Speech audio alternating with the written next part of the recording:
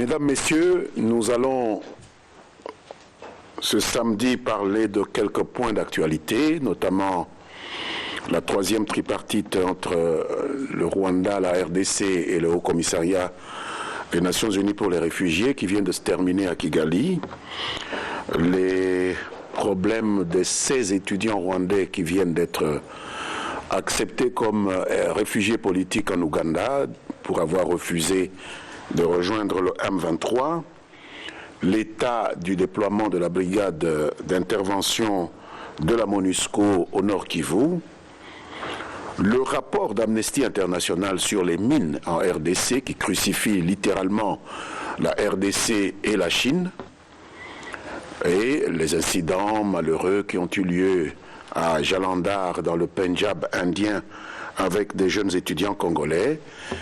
Enfin, la question des abus sexuels reprochés à un haut responsable de la Cour pénale internationale dans notre pays. En ce qui concerne la troisième tripartite, Rwanda, RDC, au Commissariat des Nations Unies pour les réfugiés, c'est le 20 et le 21 juin dernier que se sont tenues à Kigali cette tripartite entre nos deux pays et les Nations Unies pour parler de la question des réfugiés rwandais en République démocratique du Congo. Elle avait pour ordre du jour l'examen de la question des réfugiés à 10 jours de l'entrée en vigueur d'une clause de cessation de statut des réfugiés qui avait été sollicitée par la République du Rwanda. Vous le savez, c'est depuis 2011 que le gouvernement rwandais avait annoncé sa décision de mettre en œuvre 2 ans plus tard, c'est-à-dire au 30 juin 2013, la clause de cessation du statut de réfugié pour ses ressortissants où qu'ils se trouvent. Ici, nous parlons de ceux qui sont en République démocratique du Congo. Comme l'a fait savoir clairement notre ministre de l'Intérieur qui a conduit la délégation congolaise à ses assises, pour la République démocratique du Congo, la clause de cessation du statut de réfugié rwandais sollicitée par le gouvernement de Kigali ne peut pas être appliquée en République démocratique du Congo en l'état actuel de la situation. Le gouvernement de la République démocratique du Congo estime qu'il doit réitérer la position qui avait été exprimée à Pretoria il y a quelques semaines, considérant que l'application de cette clause serait totalement inopérante au regard des effets qui sont recherchés. Cette clause ne porte pas en effet de solution durable aux multiples problèmes qui sont vécus aussi bien par les réfugiés rwandais en RDC que par la République démocratique du Congo lui-même, pays d'accueil du fait de la présence de ces réfugiés rwandais. Si Kigali appliquait cette clause au 30 juin 2013, il sera donc considéré qu'il n'y a plus de citoyens rwandais ayant un statut de réfugié dans notre pays. Tous nous savons que ce serait une fiction aussi irréelle que dangereuse. Cette disposition doit être pour nous, si jamais il advenait qu'elle soit mise en œuvre, accompagnée de mesures concrètes qui organisent pour les réfugiés des campagnes intenses d'information sur la clause de cessation et ses conséquences. Elle devrait aussi être renforcée par toutes des activités préalables pour passer d'un rapatriement forcé ou facilité à un rapatriement volontaire des 10 réfugiés. En plus, la commission tripartite, c'est-à-dire nos deux pays, et le Haut Commissariat aux réfugiés des Nations Unies devra programmer la réunion du groupe technique en vue d'élaborer un plan bien détaillé des opérations de rapatriement qui respectent et la dignité et la sécurité des réfugiés. Il ne faut pas perdre de vue que pour le cas congolais, nous parlons de 127 000 réfugiés rwandais qui vivent actuellement sur le territoire de notre pays. Nous sommes heureux de constater, au terme de la tripartite qui vient de s'achever à Kigali, qu'un consensus s'est dégagé entre la République démocratique du Congo, le Rwanda et le Haut Commissariat des Nations Unies pour les réfugiés à ce sujet. Espérons que ce soit là le début d'une accalmie dans la région des Grands Lacs. Ce n'est malheureusement pas encore tout à fait le cas aujourd'hui, parce que vous avez appris, et nous entrons dans le deuxième sujet, que 16 étudiants rwandais ont sollicité et viennent d'obtenir l'asile politique en Ouganda. Pourquoi? Parce qu'ils ont déclaré être victimes du harcèlement de la part des autorités de leur pays pour avoir refusé de se joindre aux forces négatives congolaises des M23. Ce fait, mesdames, messieurs, nous révèle qu'il n'y a plus le moindre doute possible, pour ceux qui en avaient encore, sur les vraies origines de la guerre que subit la République démocratique du Congo à l'est de son territoire. Il est ainsi, une fois de plus, attesté que c'est bien dans le territoire du Rwanda voisin que se trouve la main qui arme et qui soutient les criminels du M23. La nouveauté dans cette information, c'est que les commanditaires de la guerre contre la République démocratique du Congo se permettent maintenant de contraindre de jeunes étudiants rwandais à rejoindre les forces négatives après la signature de l'accord cadre d'Addis Abeba qui engageait pourtant tous les gouvernements des pays de la région à contribuer efficacement à la paix et à la stabilisation de notre région.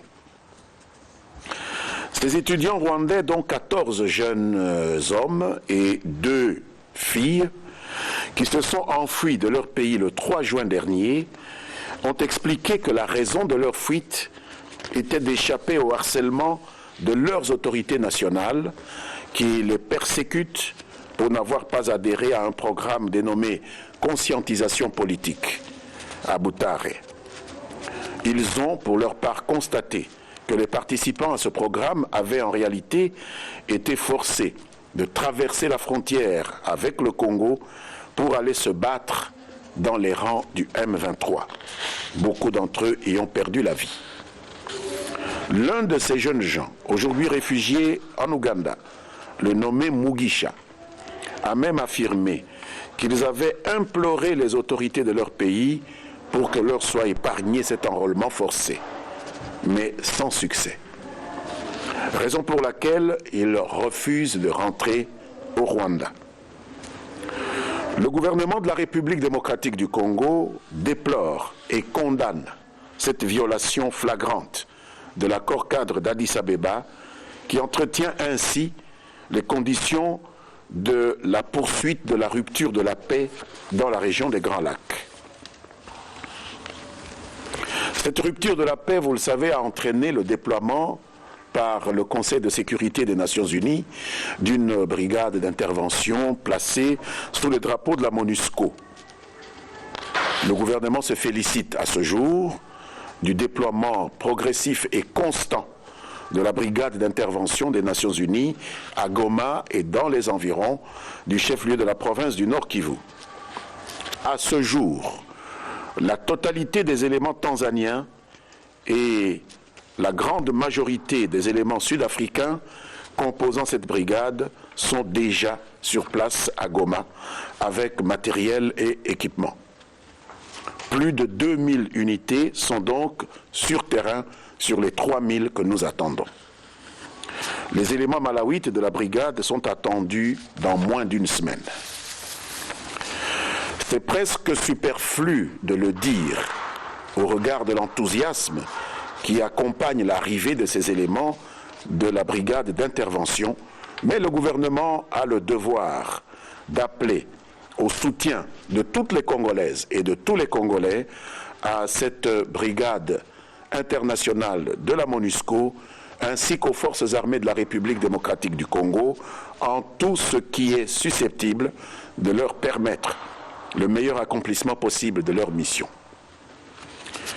Il est constaté, peut-être est-ce en relation avec ce déploiement de la brigade internationale, il est constaté ces derniers temps une forte augmentation du nombre de redditions des membres des groupes armés, tant nationaux qu'étrangers, qu'il s'agisse des forces démocratiques de libération du Rwanda FDLR, des forces combattantes Abachunguzi Foka, du mouvement du M23, ainsi que de divers groupes Maïmaï, notamment les Patriotes Résistants Maïmaï, PRM, et de l'UPSP-FPC. Le gouvernement de la République salue cette augmentation des redditions dans les rangs des forces qui sont ciblées par la résolution 2098 du Conseil de sécurité des Nations Unies qui a créé la brigade d'intervention de la MONUSCO. Nous continuons d'encourager vivement tous ceux de nos compatriotes qui traînent encore les pieds parmi les forces négatives d'en sortir aussi vite que possible, aussi vite qu'ils le peuvent. Car si la brigade d'intervention peut se limiter à dissuader les forces négatives de persévérer sur la voie qu'elles sont choisies, nous aurons beaucoup gagné, notamment par rapport à ce prix en vies humaines que nous voulons le plus bas possible. L'objectif du gouvernement à cet égard n'est pas d'aller en guerre, contrairement à certaines allégations répandues par quelques forces négatives. L'option du gouvernement, qui a été dictée par le chef de l'État, demeure une option triptyque. Le premier axe est politique, le deuxième est diplomatique et le troisième est militaire, au cas où les axes politiques et diplomatiques s'avéraient inopérants.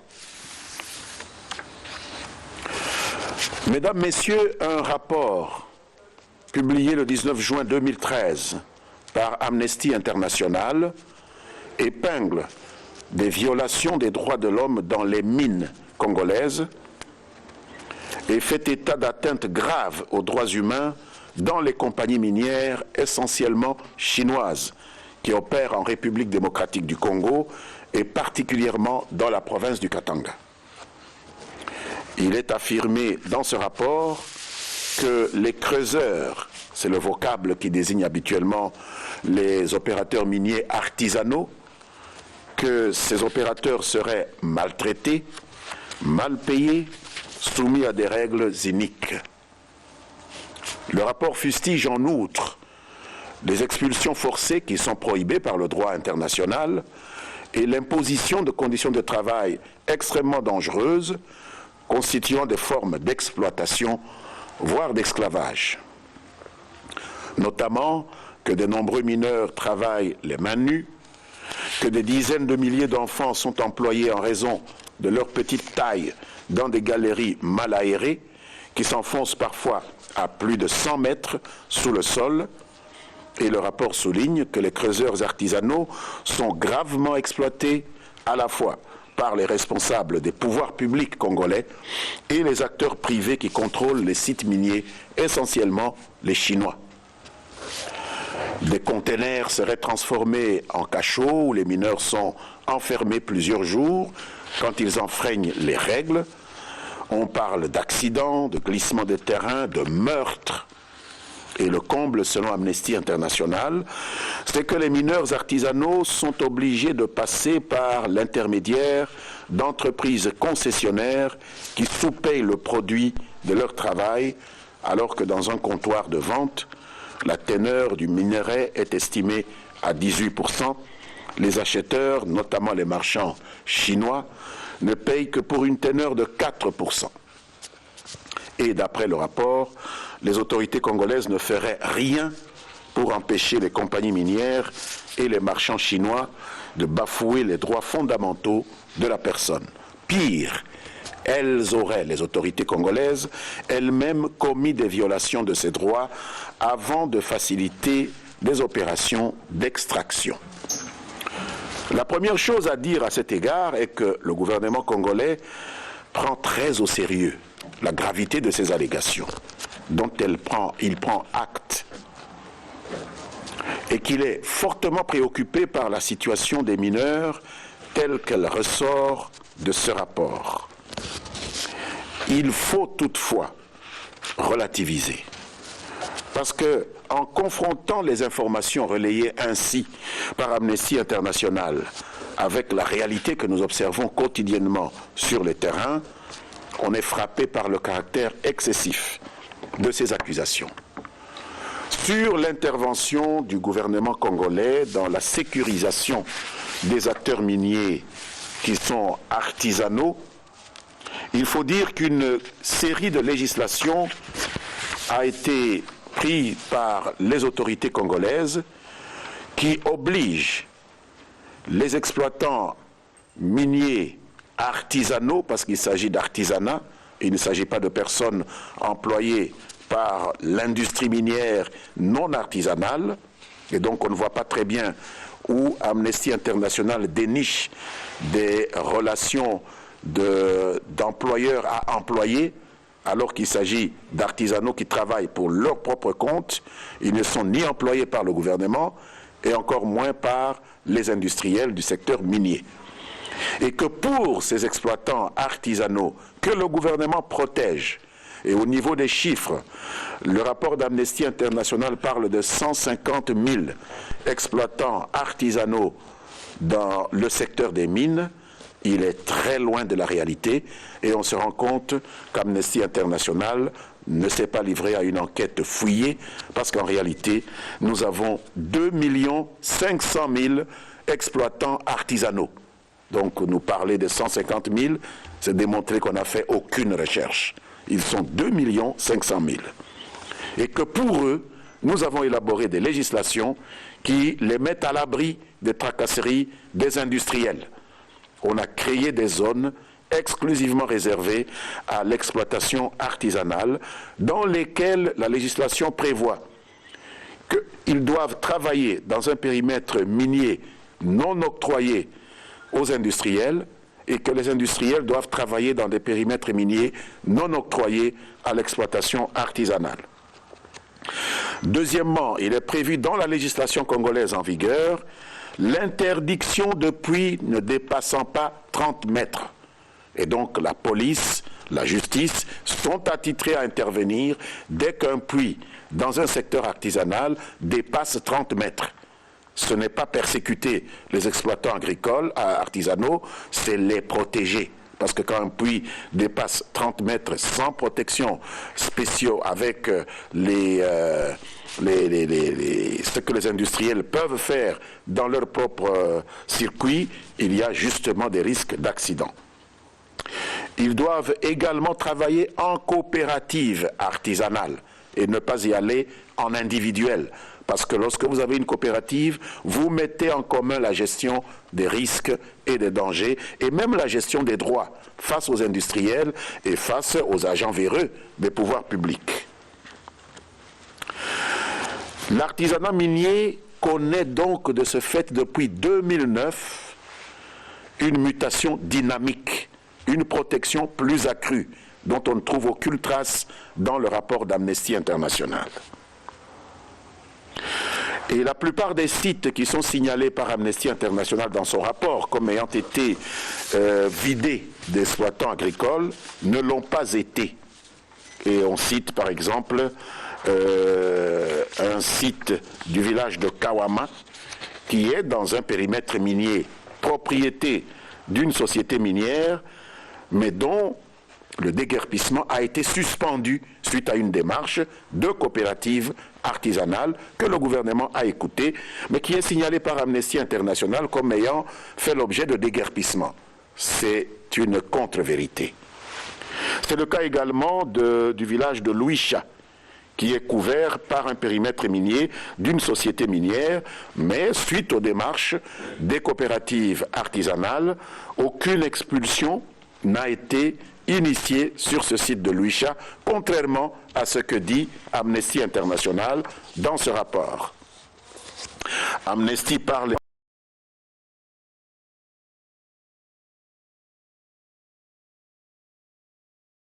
qui auraient été trouvés morts en septembre 2011, et Amnesty donne deux versions de sa mort, soit qu'il serait tombé dans un puits, soit qu'il serait mort à l'hôpital des suites des coups reçus.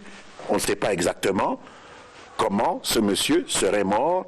Amnesty ne nous le dit pas, mais apparemment ça permet d'alourdir le rapport.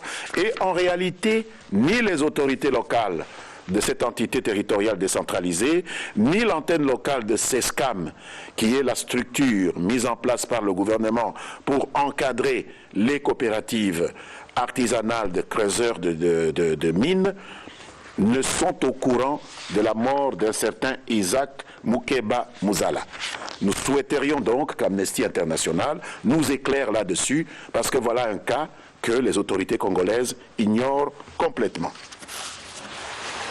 La deuxième chose à dire, c'est que, comme l'a bien relevé un expert de la division des mines de la province du Katanga, on ne s'explique pas que dans ce rapport d'Amnesty International, toutes les entreprises minières qui occupent le Katanga seraient devenues aujourd'hui des saints, avec des comportements tout à fait exemplaires, toutes, sauf les entreprises chinoises.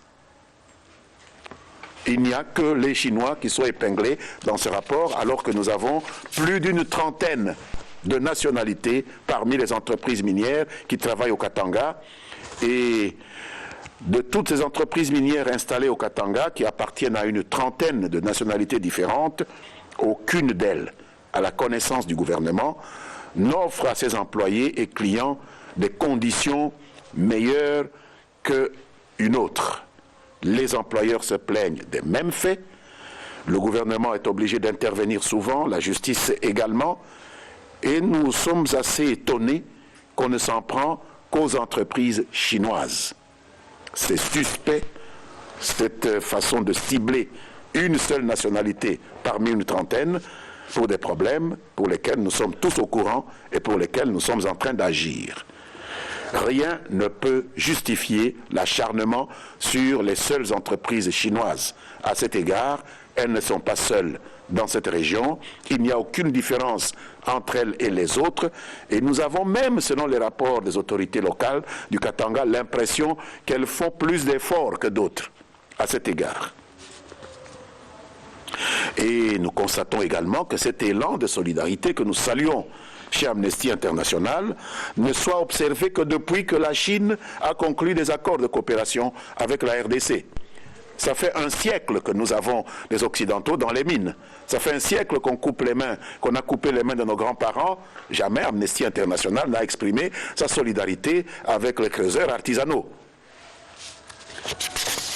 Tout porte à croire que les multiples pressions exercées sur le président Joseph Kabila pour l'amener à revoir à la baisse le volume des engagements commerciaux et industriels entre la République démocratique du Congo et la Chine, ayant fait long feu, vous savez que le président a résisté à ces pressions, des groupes d'intérêt recourent maintenant à des ONG internationales connues ayant pignon sur rue, comme Amnesty International, qui semble avoir malheureusement décidé de mettre sur la balance sa crédibilité sur ce qui, de plus en plus, apparaît comme une guerre commerciale. Et c'est dommage, car c'est là un cas de concurrence déloyale, une guerre commerciale donc, qui n'est pas due au hasard, parce qu'elle arrive au moment où l'on vient d'annoncer, où nous venons d'annoncer avec fierté, que la République démocratique du Congo vient de redevenir le premier producteur et le premier exportateur mondial du cobalt. Il n'y a pas de hasard dans ces choses-là. On veut nous remettre la tête sous l'eau, on veut nous empêcher de bénéficier de ce pactole de la production du cobalt, du cuivre et d'autres minéraux. On veut nous empêcher de commercer et donc de partager les bénéfices avec d'autres que ceux de l'hémisphère nord. Nous savons très bien que ces guerres commerciales n'ont jamais été le fait du hasard. Pour les divers, nous parlerons rapidement de ces 21 compatriotes étudiants congolais à Jalandhar, dans le Pendjab indien, qui ont été malmenés par des policiers racistes dans cette ville, le gouvernement a mis en branle sa machine diplomatique et nous sommes satisfaits que les étudiants aient été libérés, mais ça ne doit pas être la fin de ce chapitre. Nous avons demandé également que la justice puisse passer et que les policiers racistes de Jalandhar puissent répondre de leurs faits devant la justice de leur pays. Et nous recommandons à notre peuple que cet incident du Pendjab n'entrave en rien les bonnes relations qui doivent exister entre les Congolais et les ressortissants indiens qui vivent en République démocratique du Congo. Ces ressortissants indiens n'ont aucune responsabilité dans le comportement répréhensible de quelques policiers de la ville de Jalandhar en Inde.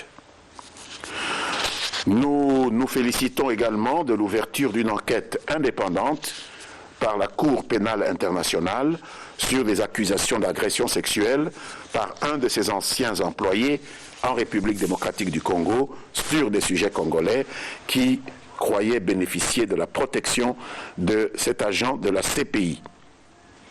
Le gouvernement congolais suivra de près cette affaire afin que les victimes obtiennent réparation et il salue d'ores et déjà la décision de la CPI d'appliquer dans ce cas le principe de la tolérance zéro. Il y a eu des dénonciations, un officier très haut placé a été cité, immédiatement des mesures ont été prises pour qu'il cesse ses activités au sein de l'armée et qu'il réponde devant la discipline de son corps. Donc je pense que votre question revient en fait à un constat que le gouvernement, le président ne refuse pas de prendre en compte les dénonciations qui sont faites lorsqu'elles sont objectives, parce qu'ils ont aussi des sources qui peuvent permettre de corroborer ou d'infirmer les dénonciations qui sont faites. La deuxième question de Top Congo sur les 16 jeunes Rwandais de Kigali, est-ce que les services de sécurité de la RDC les ont rencontrés? Il n'y a aucune nécessité à ce que les services de sécurité de la RDC puissent les rencontrer. Ce sont des Rwandais qui se retrouvent en Ouganda.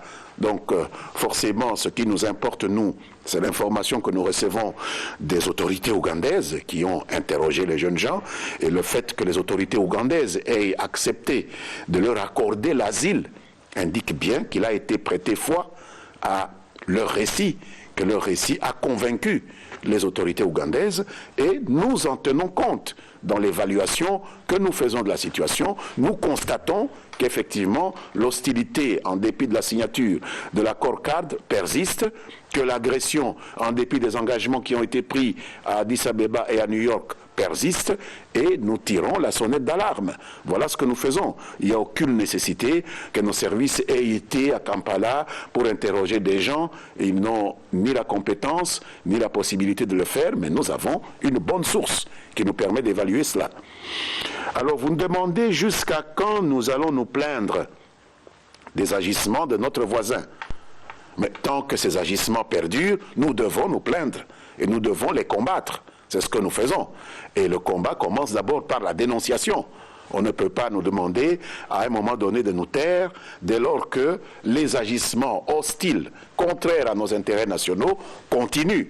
Donc si les agissements cessent, nous cesserons de nous plaindre, nous cesserons de les combattre. Si les agissements persistent, nous continuerons à les dénoncer et nous continuerons à les combattre.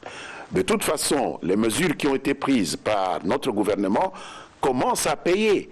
Puisque si nous n'avions pas dénoncé, nous n'aurions pas reçu cette solidarité internationale qui nous permet aujourd'hui d'envisager l'avenir avec plus ou moins de sérénité au Kivu, avec ce déploiement de la brigade internationale de la MONUSCO, qui ne vient pas seulement pour désarmer les forces négatives, mais qui vient aussi pour sécuriser la frontière d'où nous viennent ces problèmes-là. Alors pourquoi sont-ils venus ? Ils ne sont pas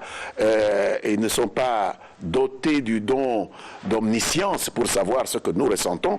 Il a fallu que la RDC exprimât son mal-être par rapport à cette agression persistante pour que le monde entier se mobilise et décide de mettre des moyens pour sécuriser cette frontière a problème. Donc, la dénonciation n'est jamais une mauvaise chose. La plainte n'est pas une mauvaise chose parce qu'elle entraîne des réponses qui nous permettent de conforter notre propre réponse à nous, de la rendre beaucoup plus efficace parce que nous recevons l'assistance de tous ceux qui, dans le monde entier, comptent aujourd'hui et qui peuvent agir pour que cesse ce contre quoi nous nous plaignons. Il faut plutôt encourager le gouvernement à continuer à se plaindre chaque fois que les intérêts nationaux sont violés. Troisième question de la prospérité. Les membres de la nouvelle CNI sont avalisés, ils ont prêté serment, ils doivent commencer à travailler, mais la remise-reprise traîne parce que les responsables de l'ancien bureau résisteraient pour des raisons de paiement de leurs indemnités qui s'élèveraient à 16 millions. Je parle au conditionnel parce que tout cela, ce n'est que de la rumeur, de la fausse rumeur, je peux le dire, totalement faux. Il y a cette tendance-là à vouloir tout dramatiser dans notre pays. Même des journaux sérieux ont pu écrire cela. Non, ça n'a pas de sens. La remise-reprise est en préparation, elle va avoir lieu, c'est question d'heure ou de jour, et les indemnités de nos amis qui sortent ne s'élèvent même pas à 3 millions. D'où viennent les 16 millions ? Les indemnités, c'est connu, c'est le budget de l'État, ça n'est même pas 3 millions, alors d'où viennent les 16 millions ? C'est des racontards, des histoires simplement pour jeter de la confusion, créer une sorte de malaise dans l'opinion. Je n'ai jamais vu un pays où des gens s'amusent à faire peur à leurs compatriotes. 16 millions, mais comment? Ça viendrait d'où? Donc c'est complètement faux. Ce sont des fausses rumeurs. Il n'y a pas de chantage aux indemnités. Il n'y a pas d'indemnité qui aille jusqu'à 16 millions de dollars. C'est complètement faux. Donc la remise-reprise, elle va avoir lieu. C'est un problème factuel. C'est quelque chose qui se prépare. Même nous, lorsque nous venons au gouvernement, souvent, ça prend un peu de temps que l'ancienne équipe se prépare à passer la main. A fortiori, une administration aussi lourde que la CENI, il faut quand même se préparer sérieusement. C'est ce qu'ils sont en train de terminer maintenant. Il faut que l'opinion ait ses apaisements. Les choses vont aller conformément à la loi. Il n'y a rien de tel en ce qui concerne la Commission électorale nationale indépendante.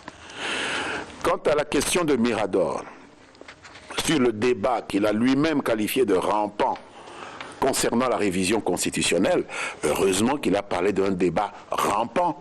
Ce n'est pas un débat qui a un caractère officiel. Je sais qu'un professeur d'université a publié un ouvrage assez remarquable sur l'opportunité ou non de réviser les dispositions de la Constitution. C'est le recteur de l'université de Kinshasa qui a même verni l'ouvrage. Il y a eu un débat fort intéressant de ses collègues universitaires, d'autres personnes qui s'intéressent à ces questions, qui sont des questions théoriques, qui ne peuvent pas être interdites. Un pays démocratique ne peut pas interdire à des scientifiques de poser des questions et d'obtenir des réponses. Mais je ne sais pas pourquoi, moi, porte-parole du gouvernement, je devrais répondre à un débat qui se déroule entre académiciens. Je ne suis ni le porte-parole de la faculté, ni le porte-parole de l'université. Donc c'est un débat qui n'a jamais eu lieu dans l'institution à laquelle j'appartiens. Vous comprenez bien que je n'ai rien à dire là-dessus, puisque ici, j'engage le gouvernement et que le gouvernement n'est pas du tout impliqué dans ce débat, mais qui est intéressant pour les intellectuels. Il faut réfléchir à tout ce qui peut arriver ou à tout ce qui arrive à une société. Donc les gens sont libres de réagir, mais le gouvernement ne régit pas ce domaine-là, le domaine de la pensée. Vous savez, la pensée, elle est libre, hein? Elle vole, elle fait tous les tours du monde imaginables. On ne va pas s'imposer pour dire arrêtez votre pensée à ce niveau, n'allez pas plus loin. Ça serait la répression d'une liberté de pensée que nous tous, nous estimons devoir garantir. Et je vous remercie pour votre aimable attention.